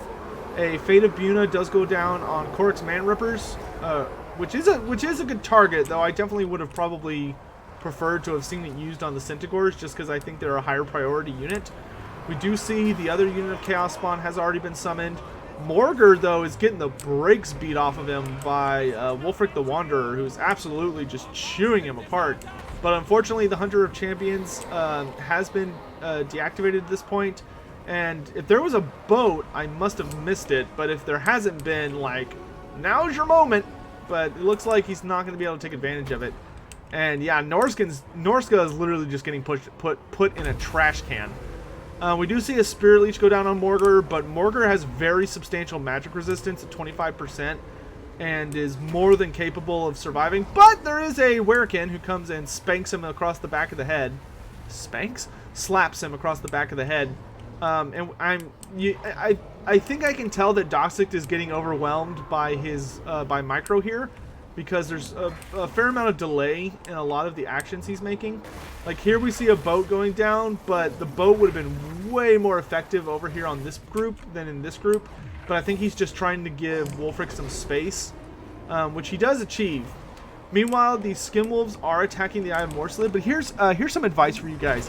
If y'all are ever playing with a unit of like monstrous infantry like this on a single entity, yes, get the charge, but then pull your unit across. So like give your unit the order to move here. Once the entire unit has passed the Eye of Morslib, then tell them to attack it so that they're all fighting. Because you'll notice there's only 4-5 unit models that are actively attacking the Eye of Morslib right now, so they're barely doing any damage. If Dossick ran them past the monster and then attacked, then he would be able to do way more damage. But I think that's just due to Dossick's relative newness to the multiplayer scene. Here we do see the Centaurs with throwing axes look like they did take some damage, likely fighting against the Norscan Ice Wolves and maybe the Mammoth. But overall, Outer Region is playing his Beastmen very, very well. He is expertly just kind of pulled the Beastmen apart at the pulled the Norskins apart at the seams, taking advantage of the rampage on the Mammoth, really well outmaneuvering his opponent and taking apart his army, having most of his blobs engaged far enough away from Wulfric that Wulfric isn't able to take advantage of his boat. And the moment he noticed that Morgar was getting low, he pulled Morgar out of the fight and is allowing Morgar to just chill in the back, where he is allowing his regen to bolster him back up. Here we do see the Chariot is ping-ponging between the remaining units, trying to get them to break, just because Norskins do have notoriously high leadership if they've been engaged in a fight long enough. But pretty much we're down to this last pack, which is just the command squad. That's all that's really left. We do see another boat goes down here, and it does some damage, but there's not really like enough super buffed up infantry for it to be as useful as one would like hope in earnest. The skin wolves do break and decide to flee from the battle, which if this Bray Shaman or this Eye of Morslib starts antagonizing them while they're running, they probably won't come back. Here the command structure is completely surrounded, and Wolfric's getting, despite the Sword of Torgald, is getting wailed on pretty hard by Korrik's Manrippers, Bestigors, and Blackhorn's Ravengers. That's going to trigger army losses, and that's game. So really well played by both sides. Dossick is definitely showing some very notable improvement, because for those unaware, he really just started playing multiplayer like maybe 3 or 4 weeks ago in these tournaments. So, you know, he's kind of somebody that's come up from nothing to, I mean, he managed to beat Zardar, who is, of course, a very competitive player, though Zardar was running a Skarsnik list in his defense. But, yeah, I think what really got to him that game is I don't think he knew how to respond to the Synagors and Throwing Axes. He needed to rearrange his army the moment he saw Outer Region's army to get the anti-large shooting attacks out in front to screen the Centaurs with Throwing Axes, and then that would have allowed his army to make it to the front line, because if that Mammoth had charged into all of these Bestigors, this Mammoth would have annihilated them. But, yeah, hopefully it's a good learning experience, if nothing else. Congrats, Outer Region, for winning that game. So let me update the scoreboard here while we get King of the Dead and Gabo Slayer in for the second to last match of today. And Outer Region did win last week with his dwarves, if memory serves. So, wonder if he'll be able to pull out another win this week.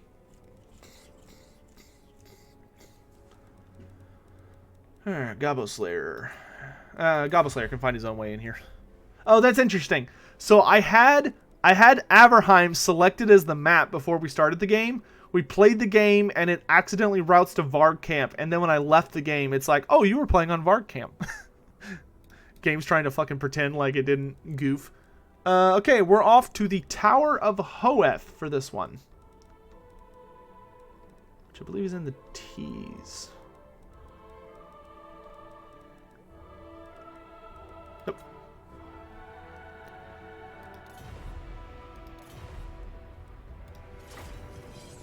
I'm gonna switch the screen back.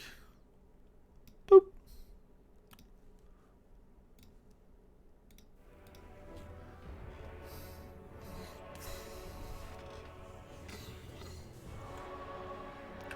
Great game, Dossick. You're learning, man. You're learning.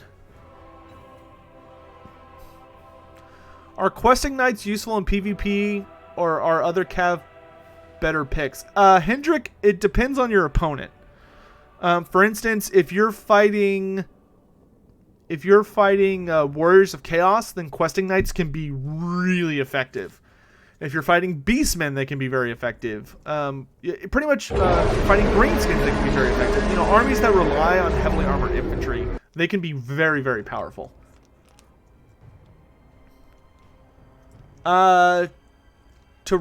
Terrace donated $5. No message with it, but thanks so much for the generous donation, brother. I appreciate your support. Thank you so much.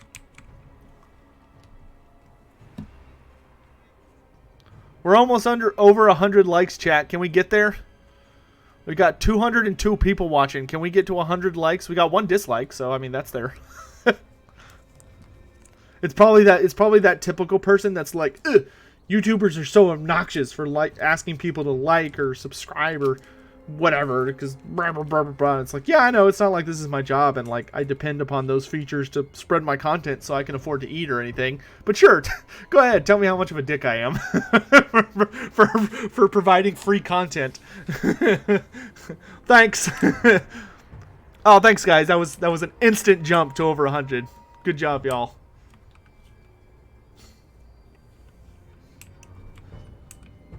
I should make a rant video about those people. I can rant so hard about those guys, and it brings me joy. All right. Anywho, so let's get into armies in case you missed them earlier. So we got King of the Dead's Vampire Coast. And he's got 5 units of zombie pirate deckhand mobs, one of which is the Tide of Skjold. He's then got 4 units of zombie pirate deckhand mobs, or zombie pirate gunnery mobs with bombers. Then we've got 2 units of halberd, 3 units of halberds, excuse me. We've got Queen Bess, a carronade, 3 units of scurvy dogs, Count Noctilus with his usual equipment on foot, and then the Lamprey's Revenge. John, hopefully work is not too slow. Then over here, we've got 4 units of Colwyn Riders, 4 units of Colwyn Spear Riders, a Saurus Old Blood with all of his items but no abilities, 5 units of Skink Cohorts with Javelins, a Heaven's Priest with Harmonic Convergence and Curse of the Midnight Wind, and that's it. Very straightforward army. Kind of a interesting deployment. Looks like Gobbo Slayer is gonna is thinking about trying to sneak his army around, some units around the back, even though I'm sure he's aware that the Carronade and Queen Bess are just gonna open fire. But he's sneaking the rest of his army through the forest, which is kind of a questionable strategy. And the reason I say that is because at this point, your opponent already has a target, but your units moving through the forest have more distance to cover than they would have normally, and like all of the cav are going to move slower because they take a speed penalty for moving in the forest. If he had just deployed his entire army but just had them super spaced out and just like split as he was running towards them, it would have had the same effect, because it's not like he's hiding anything in the forest that's super high value that can't be targeted. That would have been more valuable than these units that are out here. We do see, it looks like, wait, what? The Colwyns are running into the Tower of Hoeth to hide from the carronade. What the fudge? That is so goofy. That is so goofy. So he runs inside here to hide from the carronade, which, okay, I mean, that works. I didn't even know you could do that. Though he does need to be moving something in attack, but it looks, I'll give him the benefit of the doubt for about 10 seconds. But it looks like, okay, he looks like he is starting to come out of the forest here. That is the silliest thing I've ever seen. Modern day problems require modern day solutions.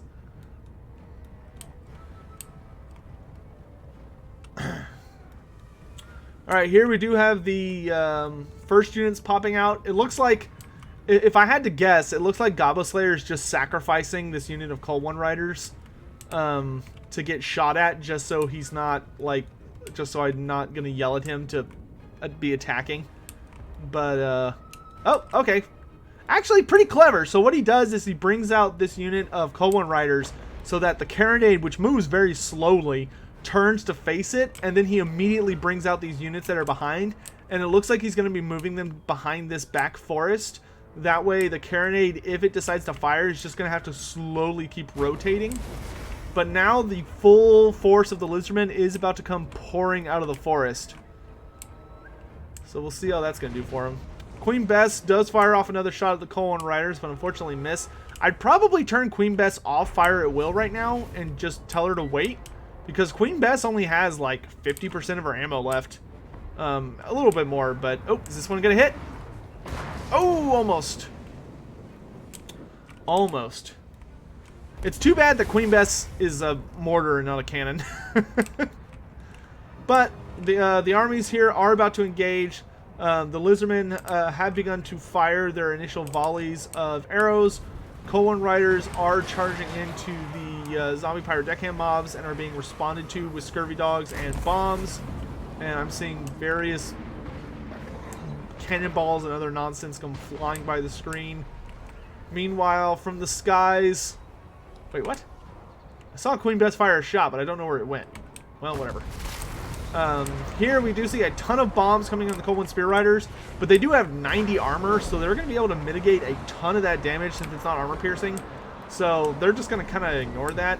And here we do see that Noctilus has summoned his first cast of his Uber ability, which, man, that does such satisfying damage considering it's technically an explosion spell.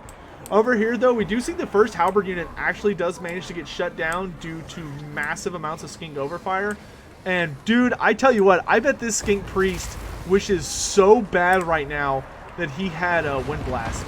But a really nice shot from Queen Bess comes in here, killing a couple of Cold One Riders, and that will, of course, slow their speed, so they do need to be careful how they engage.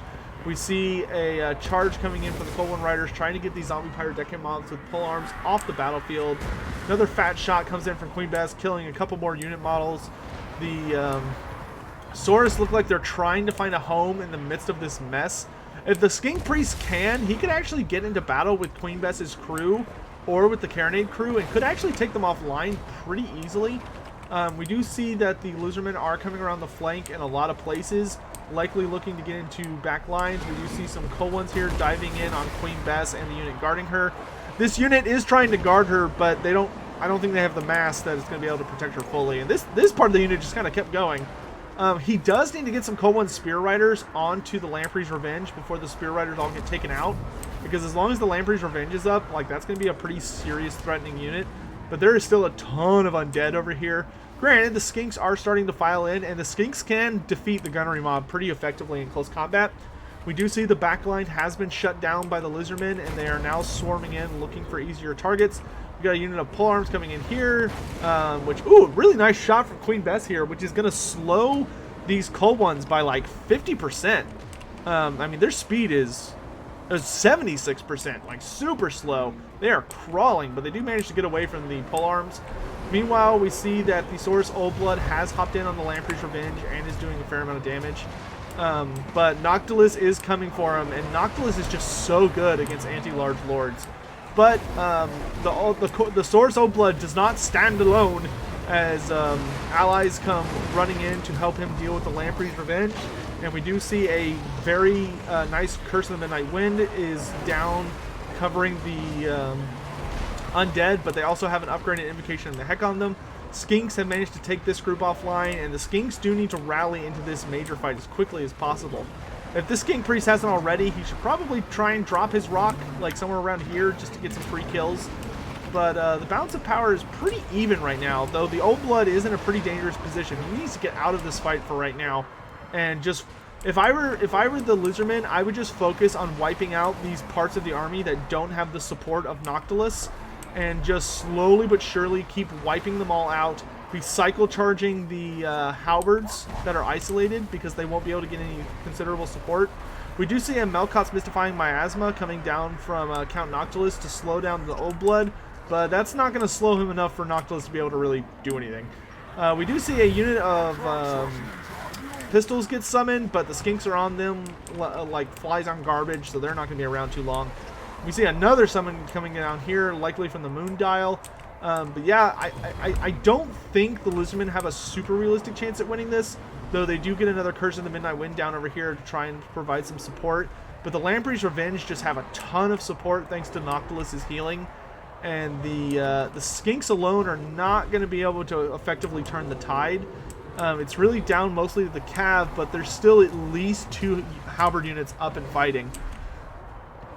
So I'm not seeing it being very likely. The balance of power is slowly, but noticeably ticking every couple of seconds up towards the side of the Vampire Coast, as we see large swaths of the army are starting to break. And when pockets like this break, it causes all nearby units to break as well. Skink Priest doesn't really have a... Man, if he had Wind Blast, I honestly think the Lizardmen would have won this no problem. If this guy had Wind Blast, the Lizardmen could have just obliterated all of this infantry. But I mean, that's just what happens. You know, you show up with a build and it's like, if only I had that one spell. Meanwhile, the only thing that's really left standing is the Old Blood, who has very, very little health left, and the Skink Priest of Heavens, who, of course, if Noctilus manages to summon another unit, will easily be able to take it down. Though it looks like he's actually going to catch him in melee, so he'll probably kill him about 5 or 6, or probably 4 or 5 hits, easy peasy. And when this Skink Priest breaks, that's going to cause the leadership structure to fracture, which is likely going to trigger army losses and be the end for the Lizardmen. So, Good game to both players. It was a pretty wild Lizardman build, and I actually think if that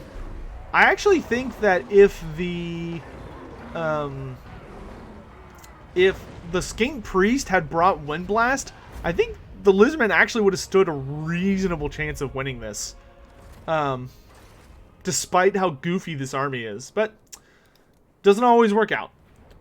Alright, and with that, chat, we are on to the finals.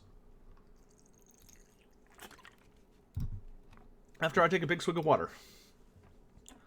Alright, so we got King of the Dead versus Outer Region. I feel like this was the finals last week.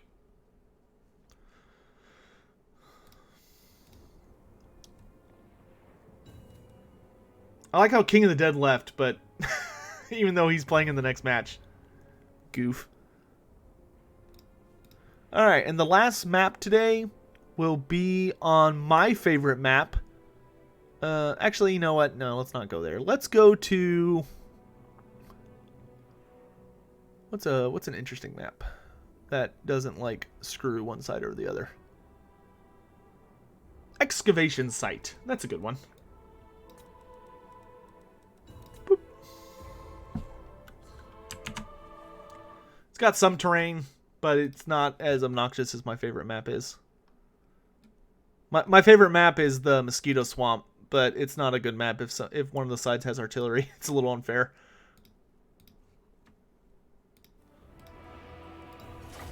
Let's not go to Camelot. It's a silly place.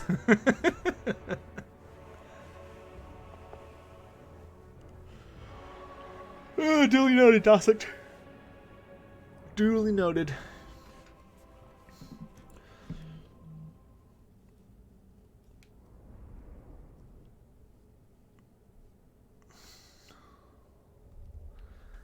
Alright, and this is today's final match.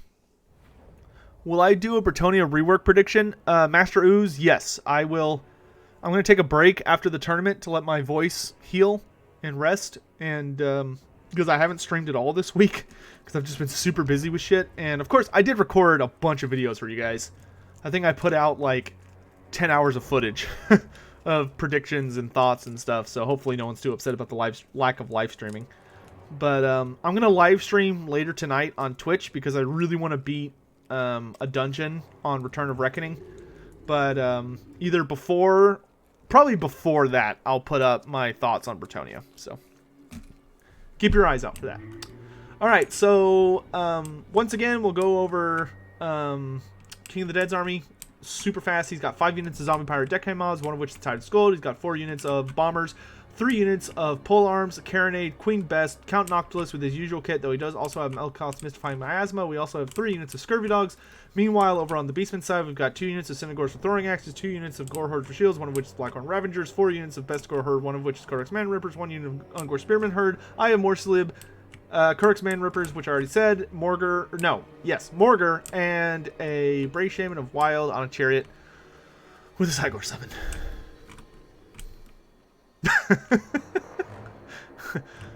Okay.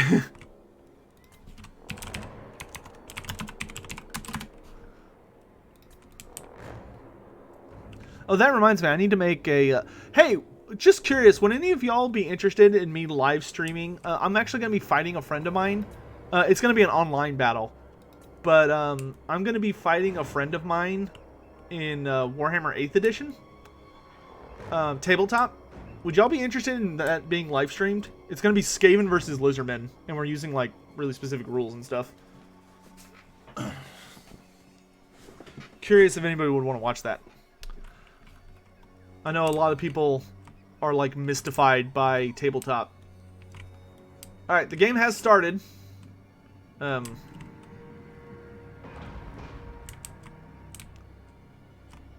I see cannons firing, but I don't see beastmen attacking.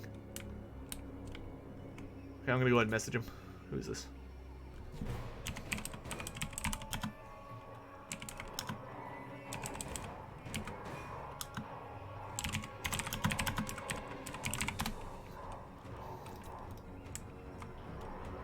Alright, he is moving after these scurvy dogs.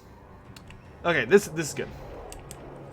It's like he can't just like he's at least got to get in boulder tossing range. All right, over here we do see that the carronade ends up killing more scurvy dogs than it does anything to the brave. Wow, that was a good hit. Oh, is he serious right now? Oh, it's going for the Cynagors. Oh, run away! Run away! Run away! Okay, they're fine. Those cannons probably, I think, did way more damage to the scurvy dogs. Oh, this is interesting. So he's summoning a unit here with the Moondial. Oh, wait, never mind. That's the Cygor. I was like, oh, that's a weird Moondial summon. That's because it's not a Moondial summon. We do see a storm coming down on the Bray Shaman. It'd probably be good for him to... I hate this ability a little bit on Noctilus, because Noctilus is already so powerful because of his summons, and yet he has that ability for, like, no reason. And it just allows him to, like, bully people at such long range. Like, I almost wonder if they should change the range of that ability down by, like, 100 meters, because it seems like it's way too long. Here we do see the Cynagor. Oh, beautiful shot from Queen Bess there. The Cynagors do, though, manage to catch the scurvy dogs. I'd probably send them around to knock this unit over so that this Cygor can throw without being interrupted. No, don't throw at the weapon crew. Well, actually, never mind. That actually works against undead, now I think about it. Because the thing about undead, unlike most cannon crews, is that when they take damage, he's not throwing any rocks. Did y'all see that? That's the second time I've seen the Eye of Morslib do the throw animation and nothing comes out. Ooh. You think those Bestigors are sweating a little bit? Over here, we do see the Bray Shaman, the Wild Disc, get bullied enough that he looks like he's trying to fall back out of cannon range. And there's a good shot from Queen Bess. These guys need to get moving. Like, you do not just want to sit there and take that. Rock does go down here on the scurvy dogs. I'd probably have some Bestigors just move to intercept the scurvy dogs. And just keep falling back away from Noctilus and his little legion over here. Because this is a summon Cygor, so it's not like you need to actually stay and defend it. Like, it's kind of valuable, I guess. But I think it's not valuable enough to actually risk, like, sticking around. Especially since, I mean, that's gotten Noctilus to use a Moondial summon and a regular summon. So, excuse me for a moment, guys. Hey, Dad.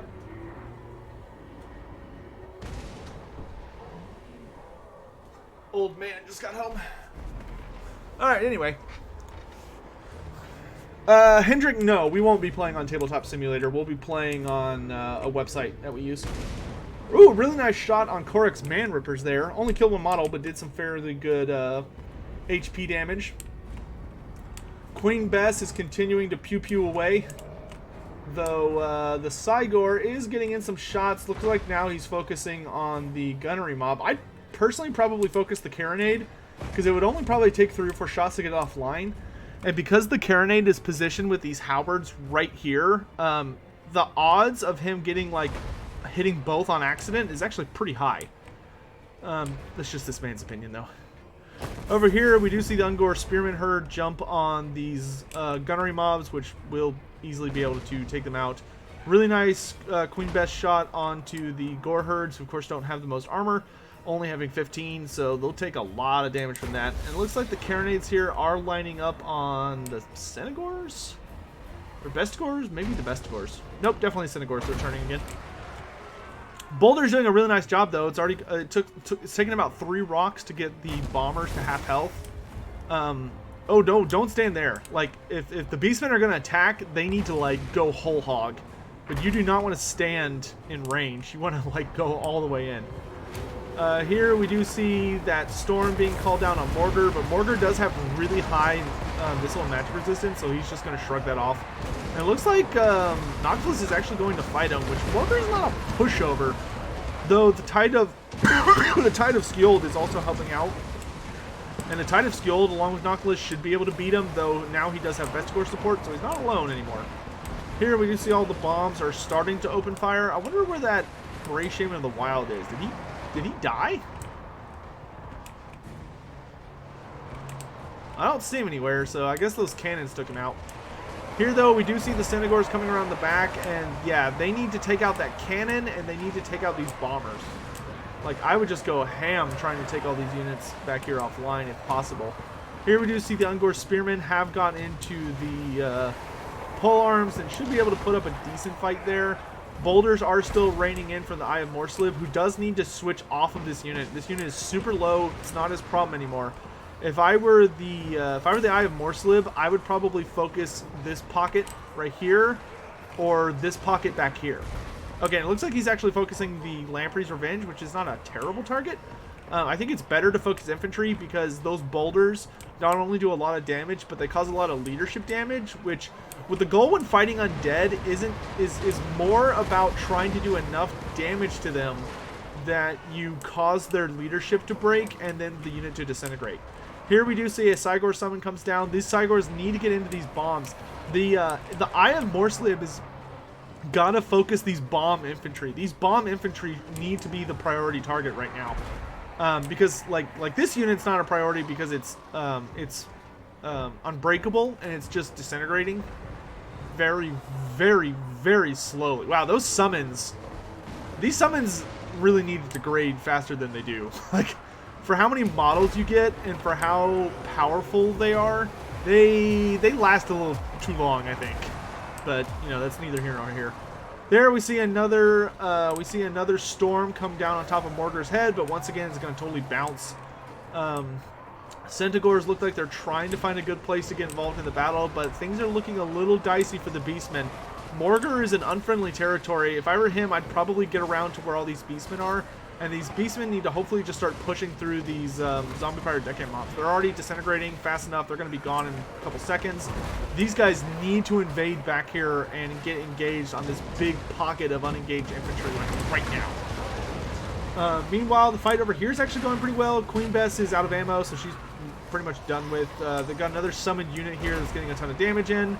That unit completely disintegrates, so Blackhorn's Ravagers did not go down without a fight.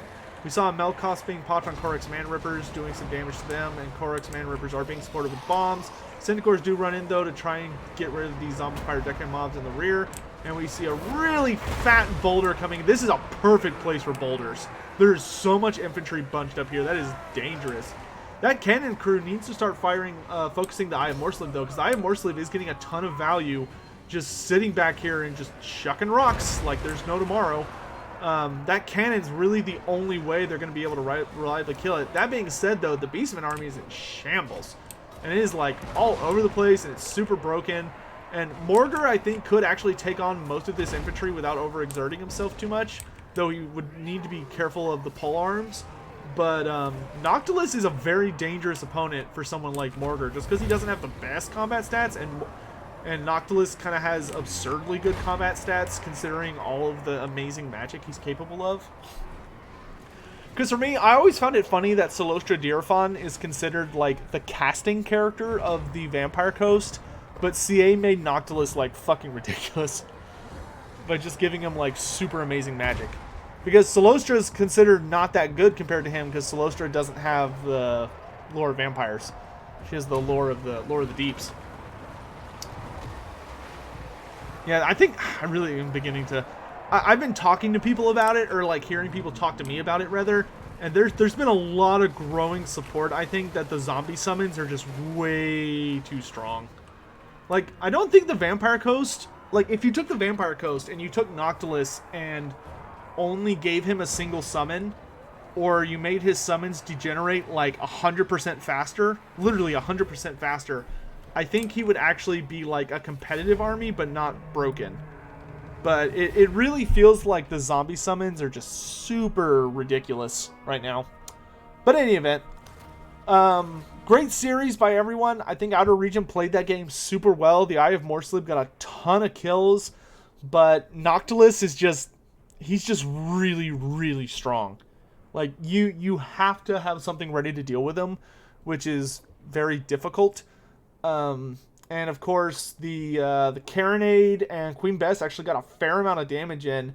And the Lamprey's Revenge actually did super well. Between the healing support coming in from Noctilus and their own natural regeneration, the Lamprey's Revenge actually got a shitload of work done, which is cool to see. You don't see the Lamprey's Revenge that often. So, I mean, this list isn't really that, like, ball-breaking by any means, I think. But Noctilus is just really, he's just really strong.